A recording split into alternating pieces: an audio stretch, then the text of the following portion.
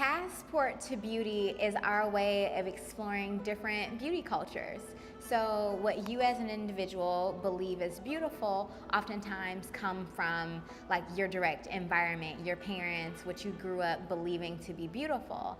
And so when I started traveling, I started realizing that there's so much beauty in the world and really just got this crazy appreciation for different parts of beauty culture. So I am Cantonese, Chinese, and Vietnamese.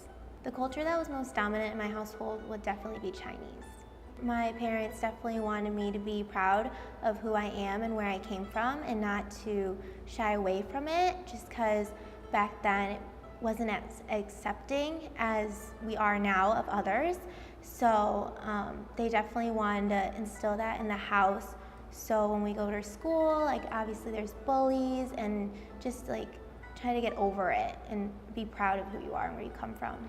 The idea of Passport to Beauty came about, and I mean, really honestly, I've always had this curiosity about beauty in different countries, but I travel quite a bit. I've been to about 20 different countries thus far, and earlier this year I spent a little bit of time in China for my second go round. I actually studied abroad in China when I was in college, but this year I went to China, I went to South Korea, and I really just wanted to check out the beauty scene of those countries because oftentimes, especially in South Korea, they're moving the beauty culture forward. So I wanted to see what it was all about, and I was just obsessed with it. And we do a lot of business in China. So our packaging is manufactured in China. Oftentimes we're having to be on the deadlines and recognize Chinese holidays like Chinese New Year. It's like right now we're in this big flurry to get our packaging order in because, you know, essentially they take off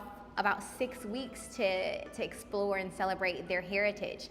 And so I've always had an appreciation for beauty standards all across Asia, and I really wanted to give that back throughout this. I grew up in a Ugandan household in Detroit, Michigan, and growing up, my parents really instilled a lot of pride in us as it relates to our Ugandan heritage. I went to predominantly white schools from an early age, and I would say I didn't really have a clear concept of racial identity. All I knew was above anything else, I was Ugandan. My ethnicity is Chinese and Vietnamese. I would say at first it was Chinese because I lived with my grandma, who is Chinese, for a little bit in California, and when I went back to Michigan, I probably think Vietnamese was the most dominant background.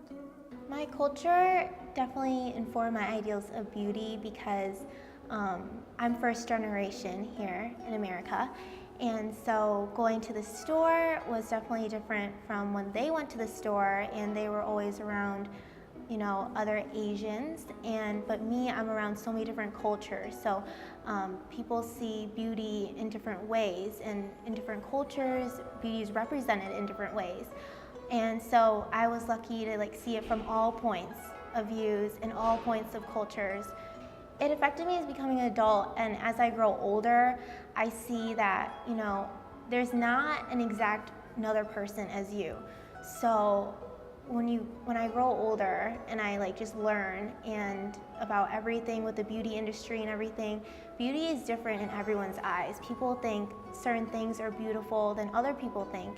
So, you know, everyone has their own definition of beautiful.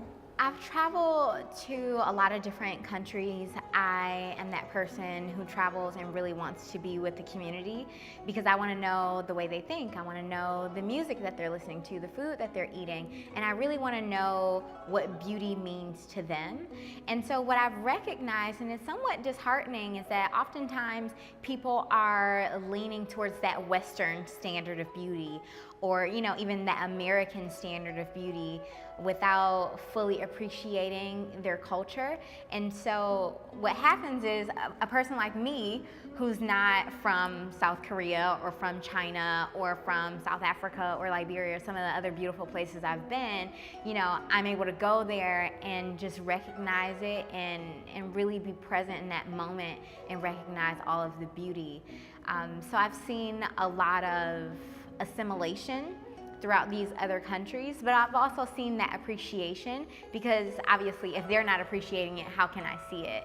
So throughout my travels, I've been privy to both worlds, that world that says like, hey, I need to look like this in order to be beautiful, but also that world that says, you know, this is who I am, this is the culture that I'm from, and this is what beauty means to me. So, you know, whether it's scarring in African countries, or, you know, it's buns or chopsticks in your hair in Chinese cultures, or whether it's just being so crazy about skincare like in South Korea.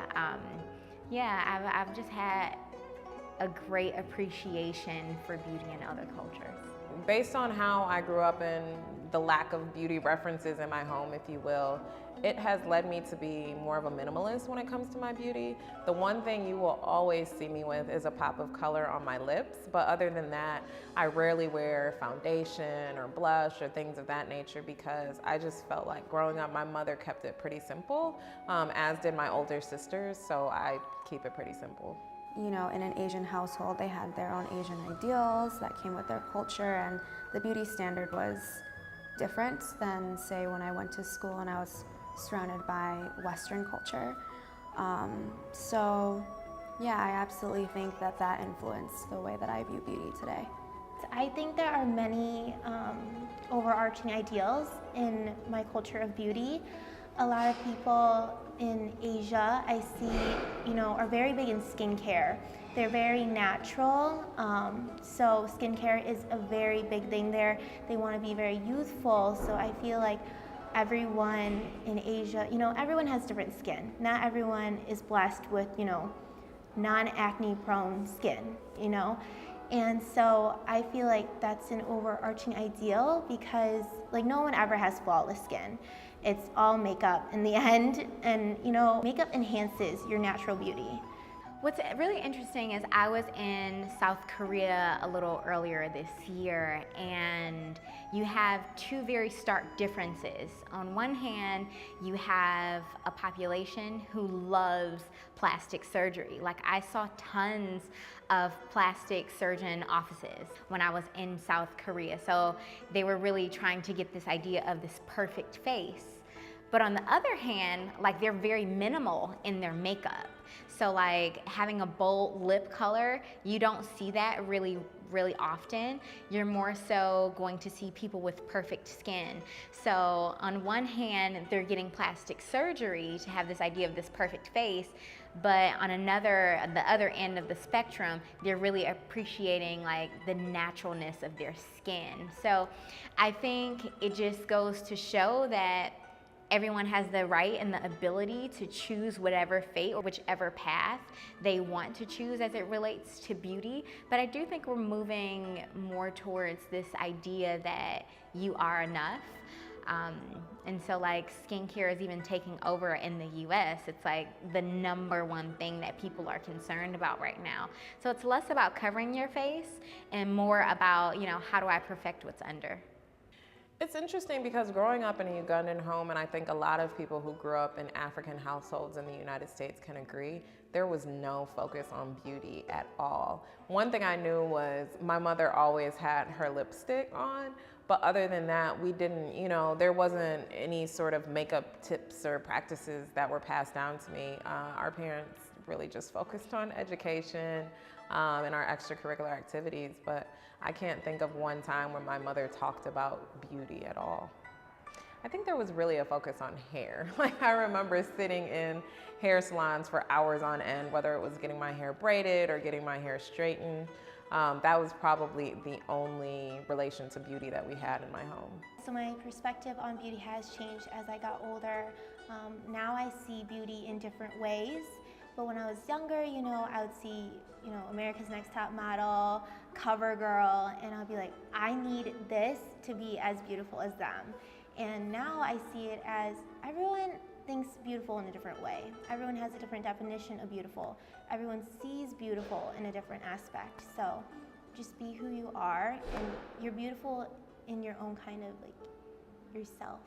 I think that the way that my parents instilled this idea of beauty in my mind heavily affects the way that I think about beauty now, just because I appreciate it more. I appreciate, you know, the way that my face looks and how it looks different from, say, my other friends.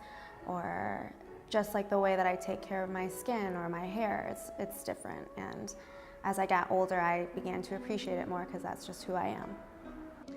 Yeah, I think in my culture, beauty standards are more based on body type, and it's definitely a heavier body type. So when I go home to Uganda, a lot of times, now my aunts will say, you've grown fat, because I've put on a little bit of weight since I was younger. But when it comes to makeup and things like that, I really just don't see it there. It's definitely like how we dress our traditional clothes. You like wrap layers around the bottom to make you appear bigger than you are, because there's this idea of like your weight equals your wealth, so you want to appear to be a bit heavier.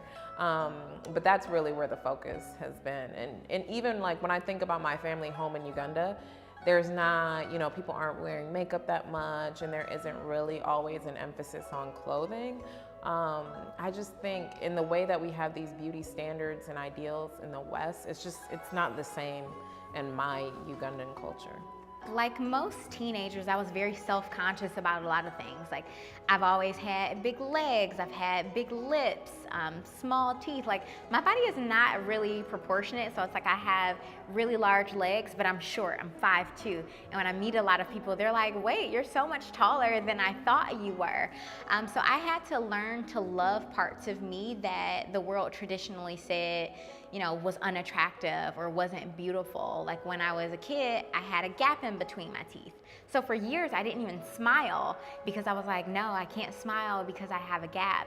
And as I've gotten older, I've learned to appreciate every single part of me, whether that's cellulite or stretch marks on my breast or the fact that I don't have a perfect smile. I'm like, everything is okay because everything is me. I feel like it's not in a way a specific race or ethnic that's challenged. I feel like everyone is challenged, especially during high school. That is the most when there's like cliques, there's like mean girls, and just as a girl, like experiencing high school, I feel like everyone is always comparing themselves. So that alone is just, your own insecurities come out because you're just like, well, like, these people think she's beautiful, so maybe I need to change how I am to look like her or like these characteristics. But there's people that see you as beautiful in their eyes because you are different from her and from those characteristics. Growing up, my mom was definitely that person who reminded me that I was beautiful, that I was enough. And so when I started the Lip Bar, that was always my goal, to remind people that they don't necessarily need makeup in order for them to be beautiful, that they're already beautiful. So I think the bigger thing is just about you having that self-esteem and that confidence to know that you're perfect exactly as you are. And then just with like all the issues that you deal with, like as a person of color in this country, I think it's also important for this idea that you are enough even though the world may not see you as such. And so it really means a lot to me to be able to represent these underrepresented communities. So you rarely see Black women, Asian women, Indian women, plus size women, women of different religious backgrounds in beauty campaigns, and so that's really why I'm doing this. You look at the Filipino culture, it's still very much that slender, pale skin, dark hair, bright eyes. I think when it comes to like beauty standards and ideals, so much of the effect comes from outside of the home. Everyone in my family is dark skinned, so no one really cares about your light skin, your dark skin. We all kind of have the same hue. So transferring from predominantly white schools and entering predominantly Black schools was a bit of a challenge because coming into a more Black environment, like colorism is real. And so, I often hear, oh, you're pretty for a dark skinned girl. That's not something I ever heard in my home or throughout my family because we don't really have light skin versus dark skin.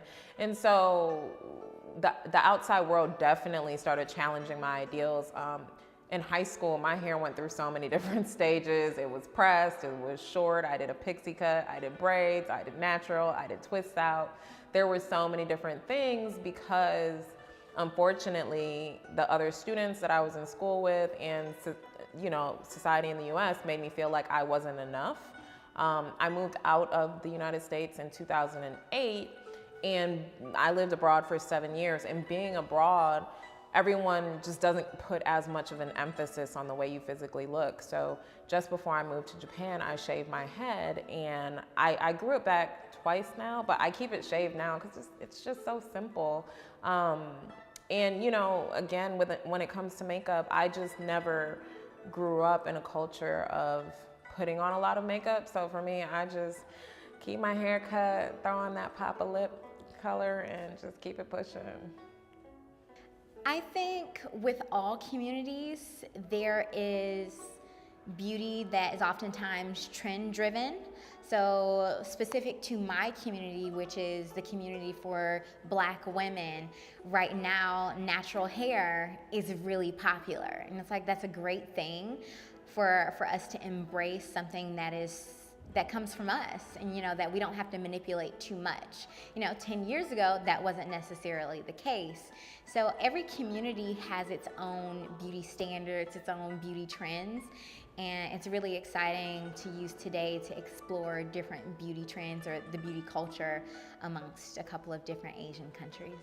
I don't necessarily agree 100% with those ideals. I think beauty is relative. I think a lot of people idealize a certain image, but not everyone fits that image. I don't fit that image, you know. I'm not tall and slender. I'm not pale. My hair is dark, yes, but my eyes aren't, you know, big and bright. But I think as I've become an adult, I've come to accept that beauty also has its nuances, and you know, every little thing makes up someone's individuality.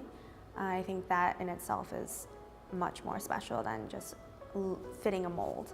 When I get out of the house, I still feel beautiful. I don't even have a real skincare regimen, but I drink a lot of water and have a pretty good diet, which helps to keep my skin clear. But you know, it's nice to be able to walk out of the house and say, literally, I woke up like this. I think having a campaign like this, representing cultures like my own, showcasing faces like my own, I think is really important. When I was growing up, I didn't really have anyone to look up to that looked like me. So besides like Mulan, which is a cartoon character. So having, you know, familiar faces as a part of a campaign that is about beauty just affirms that, you know, I am beautiful, and so are other girls that look like me, and other little girls that might look to see what is beautiful in the world, that they also, you know, are comfortable in their own skin. I think that no matter where you are in the globe, definitely there is an emphasis on different things that can be considered beautiful. I mean, in the Korean peninsula, whether you're in North Korea or South Korea, there's a huge emphasis on beauty. Like, you find so many skincare products and makeup and things like that. So they definitely are more into that traditional beauty idea that we have in the West. But I think the commonality is no matter where you are in the world, women want to feel beautiful. Whatever it means in their culture, women want to feel beautiful. But the idea of beauty, obviously, it shifts based on the country you're in. It could be based on the region within a specific country. But yeah, the absolute commonality is that we all want to feel beautiful. I really love the idea that Lip Bar did this. I personally, you know, I love makeup, and I haven't really seen a campaign out there from any beauty brand that really truly represents each culture and actually brings it, you know, from the outfits and everything. Like, I haven't seen that. So I think this is amazing, like an amazing dedication to all cultures and races first. And I think, you know, people can see more of the beauty of every race and ethnic. And I think Lip Bar is doing a great job showing that so far. So the coolest thing that I've seen as it relates to beauty while traveling, when I was in the desert in Jordan a couple weeks ago, my guide Maha, she picked up this stone and she rubbed the stone together to show me that you can rub this stone, put a little bit of water on it, and use it as lipstick. It was the coolest thing in the world. So it's like, that's how the people who live in the desert are called the Bedouin, and that's their lipstick. So Passport to Beauty is going to follow my travels. Since I spent a couple of weeks in China and in South Korea this year, we did Passport to Beauty based on China. Next year, and hopefully at the end of this year, I'll spend a lot more time in African countries. I've been to a ton of African countries. South Africa is my favorite country. That's like my retirement plan, y'all. I plan on moving there. But next year's Passport to Beauty is going to be based on an African country. So I hope you enjoy this, and I hope that you tune in next time.